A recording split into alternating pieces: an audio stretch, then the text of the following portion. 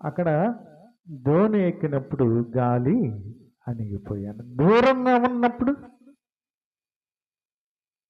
దరి నుంచి దూరంగా ప్రభు ఉన్నప్పుడు అల్లకుల్లాలం అవుతుంది ఓడ. భయభ్రాంతులై ఉన్నారు వీరంతా. దగ్గరికి నడుచుకుంటూ వచ్చి ఓడ ఎక్కినప్పుడు అక్కడ ఉంది ఆ మాట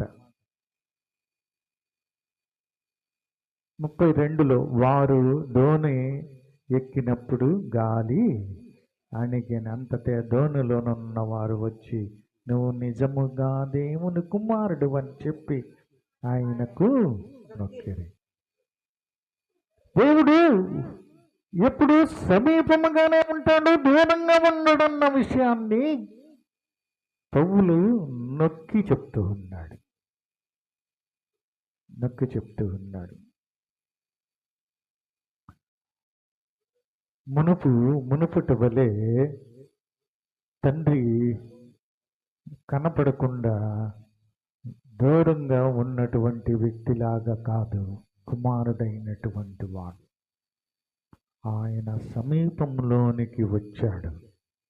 అందుకని మన బ్రతుకు మారాలి అని ఇక్కడ చెప్తున్నటువంటి పౌలు ఈ అరిపియోగు సభ ఎదుట నించొని ఆయన చెప్తున్నటువంటి విషయం, నువ్వు కూడా, మనము కూడా దేవుని దూరంగా పెడుతున్నామా, దగ్గరగా తెచ్చుకుంటున్నామా?